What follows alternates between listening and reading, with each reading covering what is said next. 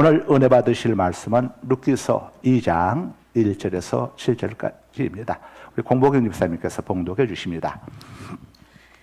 나오미의 남편 엘리멜렉의 친족으로 유력한 자가 있으니 그의 이름은 보아스더라.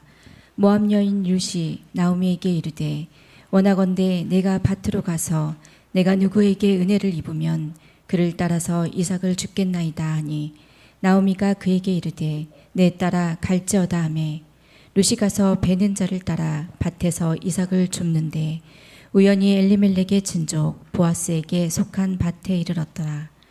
마침 보아스가 베들레헴에서부터 와서 베는 자들에게 이르되 여호와께서 너희와 함께 하시기를 원하노라 하니 그들이 대답하되 여호와께서 당신에게 복 주시기를 원하나이다 하니라. 보아스가 베는 자들을 거느린 사환에게 이르되 이는 누구의 소녀냐 하니 베는 자를 거느린 사환이 대답하여 이르되 이는 나오미와 함께 모압 지방에서 돌아온 모압 소녀인데 그의 말이 나로 베는 자를 따라 단 사이에서 이삭을 줍게 하소서 하였고 아침부터 와서는 잠시 집에서 쉰 외에 지금까지 계속하는 중이니이다. 아멘. 아멘. 흉년을 피해서 모압 땅에 이민을 가서 살던 나오미 가정에 불행한 일이 닥쳤습니다. 잘 살아보겠다고 베들레헴을 떠나 모압 땅으로 이민을 갔는데 가서 얼마 안 돼가지고 남편 엘리멜렉이 세상을 떠났습니다. 두 아들을 모압의 여인들, 아가씨들과 결혼을 시켰는데 손자, 손녀도 얻지 못한 가운데 두 아들도 차례로 이렇게 죽고 말았습니다. 그제서야 나오미는 깨닫게 되었습니다. 베들레헴을 떠나서는 안 되었는데 하나님을 떠나서는 안 되었는데 내가 왜 하나님을 떠나서 이곳 우상을 섬기는 모압 땅으로 왔던고 하고 자기의 잘못을 깨닫고 하나님을 섬기는 베들레헴으로 돌아오게 됩니다. 이때 베들레헴의 여인들이 남편과 두 아들을 잃고 초라한 모습으로 돌아오는 나오미에 대해서 수군거리기 시작합니다. 여인들의 수군거림을 들은 나오미가 여인들에게 대답을 합니다.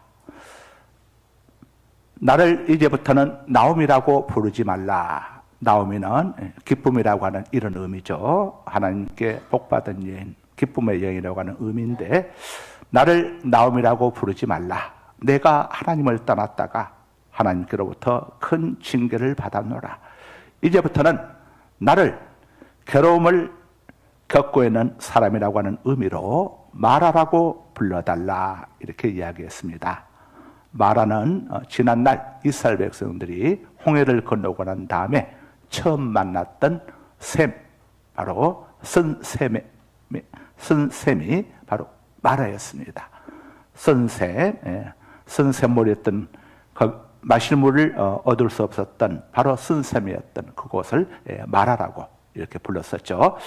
나를 인생의 쓴맛, 쓴 아픔을 경험하고 있는 마라라고 불러달라 이렇게 나오미가 여인들에게 대답을 했습니다. 나오미가 다시 베들레헴으로 돌아오는 것은 하나님 앞에서 진심으로 회개했기 때문입니다.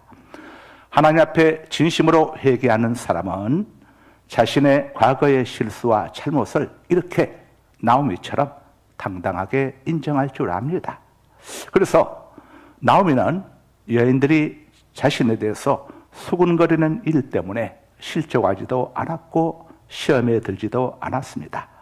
우리가 진정으로 회개하고 하나님께 돌아오게 되면 사람들의 시선, 사람들의 비난, 사람들의 수군거림에 흔들리지 않습니다. 하나님 앞에서 자신의 잘못을, 죄악을 바르게 볼 줄 아는 사람은 사람 때문에 시험에 들거나 실족하는 일이 없다는 사실을 나오미를 통해서 성경이 우리에게 알려주고 있습니다. 자, 저 모압 땅에서 남편을 잃고 두 아들을 잃고 이제 과부의 몸으로 또 과부인 며느리 룻과 함께 하나님께로 돌아온 회개하고 하나님께로 돌아온 이 나오미와 그리고 고향 땅으로 가서 재혼을 내서 얼마든지 좋은 삶을 살아갈 수 있음에도 불구하고 시어머니의 하나님 여호와를 섬기기 위해서 또 시어머니를 봉양하기 위해서 시어머니를 쫓아 베들레헴으로 온 룻 며느리 룻, 이 나오미와 룻을 위해서 우리 하나님께서 어떤 놀라운 축복을 준비하고 계셨겠습니까? 하나님께서 그 두 고부를 위해서 시어머니와 며느리를 위해서 또 준비한 놀라운 이야기가 오늘 본문에 이제 소개가 되고 있습니다. 오늘 본문인 루키서 2장 1절이 이렇게 전해주고 있습니다. 함께 읽습니다. 시작. 나오미의 남편 엘리멜렉의 친족으로 유력한 자가 있으니 그의 이름은 보아스더라. 자, 여기에 보아스라고 하는 이름이 새롭게 등장을 합니다. 이 보아스는 나오미의 죽은 남편 엘리멜렉의 친족, 곧 친척입니다. 조상을 따라 쭉 올라가게 되면은 한 조상에게서 나온 사람이죠. 그런데 보아스는 재산도 많았고 사회적으로도 존경받는 유력한 자, 힘 있는 이렇게 유지였습니다. 보아스의 어머니가 누구냐면은 여리고성의 기생이었던 라합입니다. 그리고 보아스의 아버지는 여호수아의 명령을 받고 여리고성에 정탐하러 갔다가 이 기생 라합의 집에 숨어 있었던 바로 살몬이었습니다. 보아스가 부유하고 힘 있는 자가 될 수 있었던 것은 하나님께서 이 보아스의 어머니 기생 라합에게 복을 주셨기 때문이라고 이렇게 주석에 보니까 기록되어 있습니다. 보아스의 어머니 라합은 이방 여인이었습니다. 그런데 자기가 살고 있는 여리고 성에 정탐하러 온 이스라엘의 두 정탐꾼을 자기 목숨을 걸고 끝까지 숨겨 주었습니다. 이것이 들통날 경우에 적의 첩자를 숨겨뒀다고 해서 사형에 처해질 그런 상황이었지만 라합은 자기의 목숨보다도 이스라엘의 하나님 여호와를 더욱 두려워했습니다. 왜냐하면 이스라엘의 하나님 여호와께서 이스라엘 백성들을 애굽 땅에서 종살이하고 했던 수백만의 이스라엘 백성들을 다 구원해서 홍해를 건너고 광야를 지나고 그리고 아주 무시무시한 아모리 족속들을 다 쳐부수며 지금 여리고성을 향하여 진격에 오고 있다고 하는 이야기를 들었을 때에 진짜 신은 이스라엘의 하나님, 이스라엘의 백성들이 믿는 여호와가 그분이 진짜 신이시구나. 그분이 내 인생의 생사복을 주장해 주실 수 있는 분이시구나. 그분을 내가 섬기고 내가 그분 편에 서야지라고 이렇게 마음을 먹고 이 여리고성의 기생의 신분이었지만은 라합은 여리고 편에 서지 않았습니다. 여리고 편에 서지 않고 하나님 편에 서서 하나님이 보낸 두 정탐꾼을 자기 목숨을 걸고 피난할 수 있도록 도와주는 것입니다. 이 사실은 누구든지 인종과 국적의 차별 없이 하나님을 잘 섬기고 예수 그리스도를 구주로 영접하고 믿음의 삶을 사는 자에게는 하나님께서 국적과 신분의 차별 없이 남녀의 성차별 없이 구원해 주시고 복 주시는 하나님 되심을 우리에게 구약 당시부터 이렇게 알려주고 있는 겁니다. 이방인이지만 기생인 어머니. 그러나 그 어머니가 하나님을 경외하고 섬김으로 인해 가지고 아들인 이 보아스가 이렇게 복을 받아서 베들레헴의 유지로 지금 지내고 있는 것입니다. 바로 이런 이방 여인자 기생이었던 어머니를 둔 보아스를 하나님께서 언급하고 있는 것은 이 보아스를 통해서 저 이방 모압의 딸이요 또 과부이지만은 그 룻과 그의 시어머니인 나오미가 이 보아스를 통해서 그들의 인생이 회복되어질 것임을 하나님께서 보아스를 통해서 룻과 시어머니 나오미의 인생을 새롭게 회복시켜 주실 것임을 성경이 이렇게 예고편으로 지금 말씀해 주고 있는 것이죠. 누구든지 하나님께로 회개하고 돌아오는 자는 반드시 그들을 돕는 자를 하나님이 예비해 두시고 그들을 도와주신다는 사실을 우리에게 알려주고 있는 것입니다. 그래서 호세아 선지자는 이렇게 고백을 합니다. 호세아 6장 1절입니다. 오라 우리가 여호와께로 돌아가자. 여호와께서 우리를 찢으셨으나 도로 낫게 하실 것이요 우리를 치셨으나 싸매어 주실 것임이라. 아멘. 오라 우리가 하나님을 떠나서 여호와를 떠나서 하나님께로부터 징계를 받았지만은 우리를 다시 낫게 해주실 분은 하나님이시니 여호와이시니 우리가 여호와께로 돌아가자. 여호와께서 우리를 찢으셨으나 도로 낫게 해주실 것이고 우리를 치셨으나 다시 싸매어 주실 것입니다. 우리 인생의 생사복을 회복시켜 주시고 새롭게 해주실 분은 하나님밖에는 없습니다. 바로 우리가 믿고 섬기는 예수 그리스도가 우리의 하나님 되심을 믿으시기 바랍니다. 자, 이어서 2절입니다. 2절을 함께 읽습니다. 모압 여인 함께 읽습니다. 읽기 시작. 모압 여인 룻이 나오미에게 이르되 원하건대 내가 밭으로 가서 내가 누구에게 은혜를 입으면 그를 따라서 이삭을 줍겠나이다 하니 나오미가 그에게 이르되 내 따라 갈지어다 하매. 모압 여인 룻은 일찍이 남편을 잃었습니다. 자식도 없습니다. 친정으로 돌아가서 재혼해서 행복하게 살라고 하는 시어머니 나오미의 당부도 있었습니다. 그럼에도 불구하고 이 모압 여인 룻은 홀로 된 시어머니를 모시고 시어머니가 섬기는 하나님을 자신의 하나님으로 섬기기 위해서 베들레헴까지 먼 길을 쫓아왔습니다. 기차가 있던 시절도 아니고 비행기가 있던 시절도 아닙니다. 그럼에도 불구하고 룻이 이렇게 시어머니와 함께 처음 낯선 외국 땅인 베들레헴까지 왔다고 하는 것은 얼마나 하나님을 신실하게 섬기는 여인이었는지를 엿보게 해주고 있습니다. 그런데 시어머니의 고향인 베들레헴에 도착하고 보니까 남편의 모국인 베들레헴에 도착하고 보니까 먹고 살 거리가 아무것도 없었습니다. 그러나 룻은 생활력이 강한 씩씩한 여인이었습니다.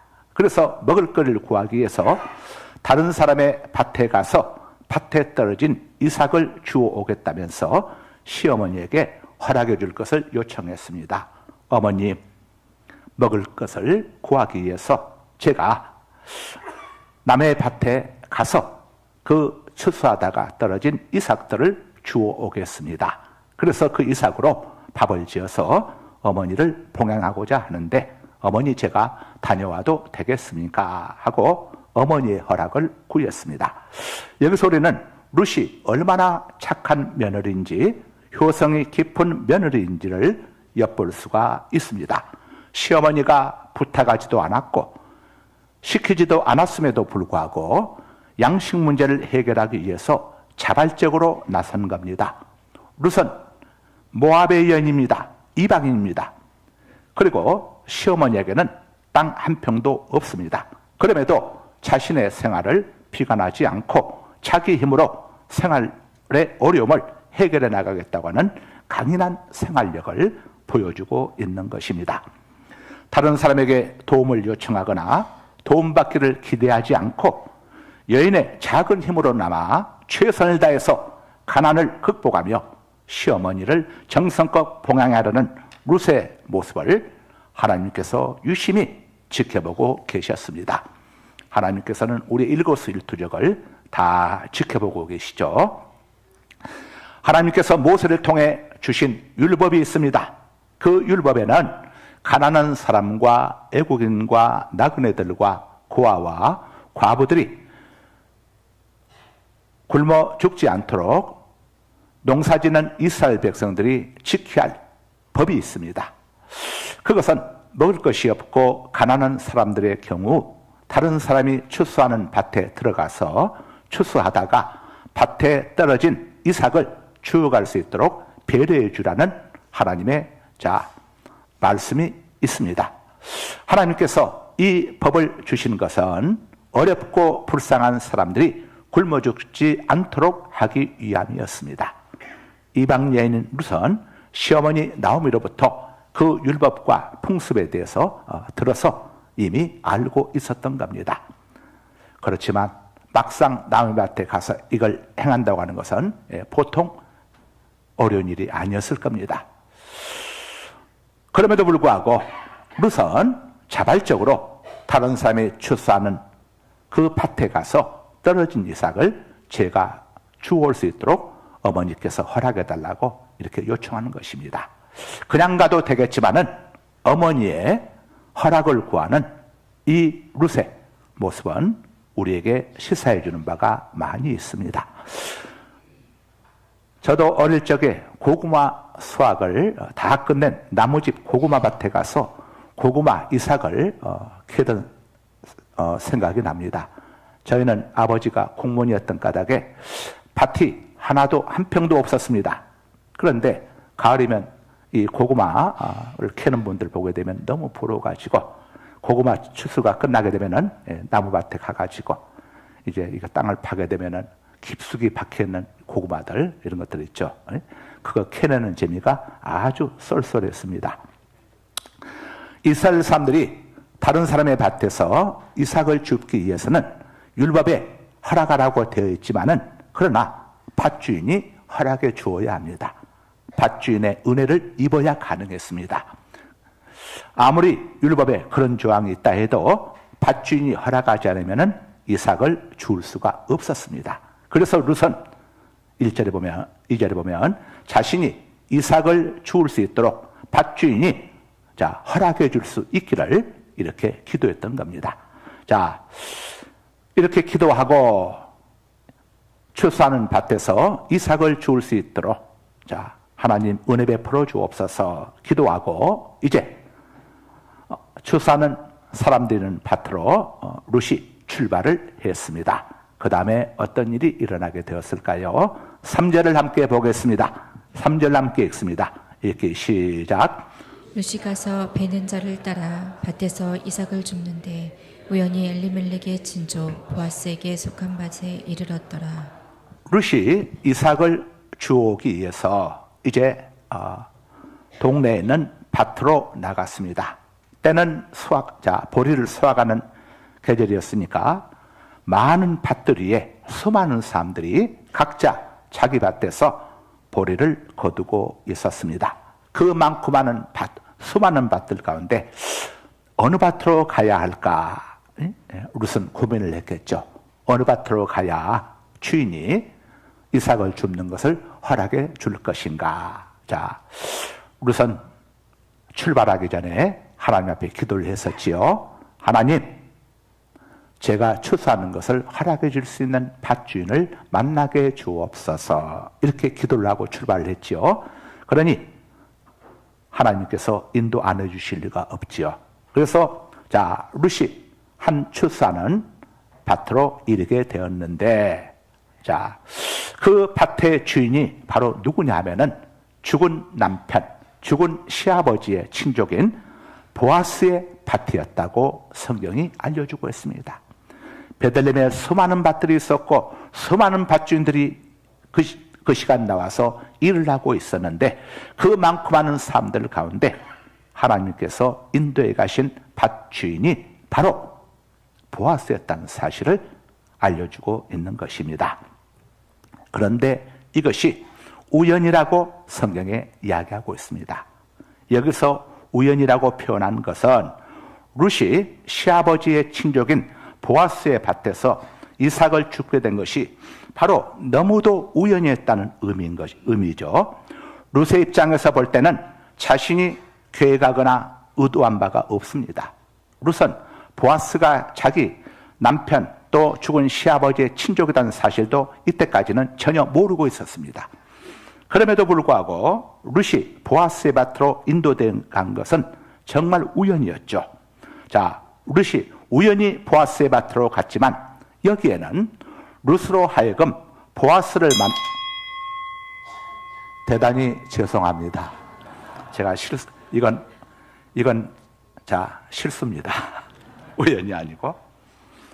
룻이 이 보아스의 밭으로 간 것은 룻이 간 것이 같지만은 하나님께서 룻의 발걸음을 그곳으로 인도해 가신 겁니다. 왜냐? 그 밭에서 보아스를 만나서 보아스와 결혼하게 함으로써 두 사람 사이에서 오벳이라고 하는 아들이 태어나게 되고, 이 오벳이 또 자라서 결혼을 해서 아들을 낳게 되는데 그 아들이 바로 이새입니다. 그 이새가 또 자라서 결혼을 해서 8명의 아들을 낳게 되는데 마지막 8번째 아들이 바로 다윗인 겁니다. 그러니까 다윗은 예수 그리스도의 육신적 조상이죠. 바로 이방 여인인 룻을 메시아의 조상으로 세우시기 위한 하나님의 특별한 계획과 섭리와 인도하심이 뒤에 숨어 있었던 겁니다. 하나님께서 창조하시고 주관하시는 이 세상에서 우연이란 있을 수가 없습니다. 인간의 눈으로 보기에는 아무런 원인도 없이 그야말로 우연히 일어나는 것처럼 보이는 일들도 사실은 하나님의 오묘하신 계획과 섭리에 의해서 이루어지고 있는 것입니다. 지금 오늘 여러분들이 이 자리에 올라와 계시는 것은 우리 어린아이들로부터 노년에까지 여러분들이 우연히 올라온 것이 아니고, 여러분들을 사랑하시고 여러분들을 구원해 주시기 위해서 하늘 보좌 버리시고 이 땅까지 찾아오셔서 저와 여러분들의 죄값을 다 짊어지시고 갈보리 십자가에서 피 흘려 죽으시면서 우리의 죄값을 다 청산해 주신 예수님께서 저와 여러분을 이곳으로 인도해 주신 겁니다. 성령 하나님께서 이곳으로 인도해 주신 겁니다. 왜 오늘 6월 첫 주일에 여러분들 인도해 주셨겠습니까? 여기에는 의미가 있죠. 너희들은 내가 택한 하나님의 자녀이니라 하는 메시지가 있는 겁니다. 여러분들 모두가 다 하나님의 택한 천하보다 귀한 하나님의 자녀, 천국 백성, 하늘의 왕자, 공주라는 사실을 잊지 마시기 바랍니다. 그리고 또 여러분들 이 자리에 인도한 것은 예수님께서 내가 너희들의 죄값을 대신해서 갈보리 십자가에서 피 흘려 죽었느니라 하는 이 확인 도장을 여러분들이 오늘 올라와서 좀 찍고 계시는 겁니다. 여러분이 이 자리에 올라오신 것은 저는 내 죄를 위해서 피 흘려 죽으신 예수님을 나의 구주로 믿고 하나님을 섬기며 살아가는 하나님의 자녀입니다는 신앙 고백이 오늘 주일 출석을 통해서 하나님께 여러분들이 보여드리는 겁니다.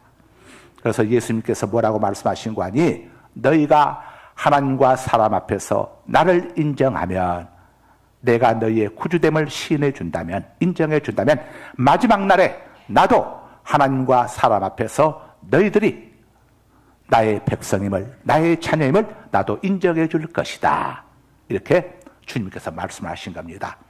그래서 오늘 이 자리에 올라오신 예수님을 구주로 영접한 여러분들에게는 결코 심판이 없습니다. 형벌이 없습니다. 왜냐하면 예수님께서 저와 여러분의 받아야 할 죄값을, 형벌을 갈보리 십자가에서 대신 다 받아 주셨기 때문입니다. 그리고 사흘 만에 부활하심으로 우리의 죄값을 다 치러 주셨다는 것을 확실하게 증명해 주셨습니다. 예수님의 부활은 예수님이 우리의 죄값을 다 치러 주셨다고 하는 영수증이 바로 예수님의 부활인 것이죠. 여러분이 오늘 이 자리에 올라온 것은 결코 우연이 아니라는 사실을 잊지 마시기를 바랍니다. 열왕기상 22장에 보게 되면은 북이스라엘 왕 아합이 사돈지가 아닌 남유다 왕 여호사밧과 연합을 해가지고 이 아람 나라에게 빼앗긴 길랏 라못을 다시 회복하기 위해서 전쟁터로 출발을 하게 됩니다. 그런데 이 북이스라엘 왕 아합은 아주 못된 왕이었습니다. 하나님의 종들을 죽이고 또 죄 없는 나봇을 죽이고 포도를 빼앗은 악한 왕이었죠. 그래서 하나님이 아합 왕에게 이제 미가야라고 하는 선지자를 보내서 그에게 심판을 선언합니다. 이번 왕이시여, 이번 전쟁에 나가시게 되면 왕은 죽을 겁니다. 이야기를 들은 아합 왕이 처음에는 기겁을 했습니다. 그런데 다른 또 이 거짓 선지자들 불러다가 또 이야기를 또 들었더니 거짓 선지자들이 왕이시여 괜찮습니다. 이번에 승리할 것입니다. 길란 나못을 다시 찾게 될 것입니다. 하는 거짓 말에 현혹되어 가지고 전쟁터에 나갔습니다. 그런데 전쟁터에 나가면서 이 아합 왕은 혹시나 몰라서 아주 갑옷을 단단히 안에 입고 겉에는 왕복을 입고 이제 전쟁터에 나갔다가 그래도 걱정이 되어서 들려오는 첩보에 의하면은 아람 나라의 왕이 다른 사람들은 전부 놓아두고 저 북이스라엘의 아합 왕만을 공격하라고 했다는 첩보를 듣게 되었습니다. 그래서 자신을 숨기기 위해서 자신의 부하와 옷을 바꾸어 입었습니다. 자신은 신하의 옷을 입고 자기 왕복을 자기 신하에게 입도록 한 겁니다. 그래서 전투가 벌어졌는데 아람 나라의 한 군사가 북이스라엘군과 남유다군이 연합한 진영을 향해서 아무 생각 없이 우연히 아무 생각 없이 화살 한 방을 쏘아댔습니다. 그런데 그 화살이 그 전쟁터에 어마어마하게 많은 군대가 지금 모여있는 그 많고 많은 사람들 중에서 누구에게 화살이 날아가느냐면은 병사의 옷을 입고 몰래 숨어있는 아합에게로 그 화살이 날아간 겁니다. 이게 정말 이 화살이 눈이 달려있는 것처럼 날아간 겁니다. 그런데 아합은 갑옷을 입고 있었습니다. 그러나 아무리 갑옷을 입고 있어도 갑옷을 여러분 양복을 입을 때에 단추를 매야 하는 것이죠. 이것처럼 갑옷과 갑옷을 입는 이음새, 이걸 솔기라고 하는데 그 부분은 갑옷을 씌울 수가 없습니다. 그럼 단추를 끼울 수가 없기 때문에. 그런데 그 작은 아주 미세한 그 단추구멍 사이에 화살이 박혀버린 겁니다. 세상에 이 아합이 피를 흘리기 시작합니다. 왕을 모셔야 한다. 빨리 왕을 안전지대로 모시라고 하는 이 신하들의 외침이 있었지만은 그때 전투가 엄청나게 격렬한 전투가 벌어지면서 왕을 구해야 한다는 소리가 신하들 귀에 들려오질 않았습니다. 그리고 그 사이를 빠져나가려고 왕은 몸부림을 쳤지만은 얼마나 전투가 치열하게 벌어졌는지 도무지 나갈 수가 없는, 명절날 그냥 고속도로 한복판에 차에 꽉 갇혀버린 것처럼 그런 상황이 되고 만 겁니다. 결국 치료받지 못하고 피를 많이 흘린 아합은 죽고 말았습니다. 우연히 쏜 화살이 아니라 그건 하나님의 심판의 화살이었습니다. 결코 우연이란 없다는 사실, 하나님의 말씀은 반드시 이루어진다는 사실을, 하나님의 심판은 반드시 이루어진다는 사실을 우리에게 알려주고 있는 겁니다. 성경 히브리서 9장 27절은 한 번 죽는 것은 모든 사람에게 정해진 것이라고 했습니다. 우리는 다 죽습니다. 저도 죽고 여러분도 죽고 저기는 우리 아이들도 때가 되면 다 죽습니다. 그러나 죽음으로 끝나지 않습니다. 한 번 죽는 것은 모든 사람에게 정해진 것이고 그 후에는 심판이 있다고 했습니다. 심판, 어떤 심판입니까? 매매 때 해초리 맞는 심판입니까? 감옥에 들어가서 사는 심판입니까? 이 정도의 심판이 아닙니다. 천국과 지옥으로 나뉘어지는 심판이 죽음 뒤에 기다리고 있습니다. 이 심판에서 우리를 구원해 주시기 위해서 예수 그리스도께서 이 땅에 오신 겁니다. 여러분, 그러나 우리 하나님은 우리의 영혼의 구원만이 아니라 이 땅에서 룻처럼 나오미처럼 회개하고 돌아오는 자들에 대해서도 우리 하나님은 절대 실수하지 아니하시고 하나님은 결코 해로운 것을 주시지 아니하시며 모든 것을 합력하여 선을 이루어 주십니다. 여러분들 지금 고난 속에 있습니까? 어려움 속에 있습니까? 하나님 앞에서 회개하시기 바랍니다. 그냥 그런 몸만 나오는 회개가 아니라 여러분 삶 속에서 여러분의 언어와 여러분의 생각과 여러분의 행동 속에서 하나님 앞에 진실되이 회개하시기 바랍니다. 몸은 이곳에 있지만 생각과 마음은 전혀 딴 곳에 가는 분들도 계실 겁니다. 하나님은 이런 예배를 원하지 않습니다. 여러분이 진실로 회개하고 하나님 앞으로 돌아오게 될 때에 여러분들의 막히는 문제들, 하나님 절대 실수하지 않는 하나님, 정확하신 하나님께서 하나님의 방법으로 해결해 나가실 겁니다. 거룩하신 아버지 감사합니다.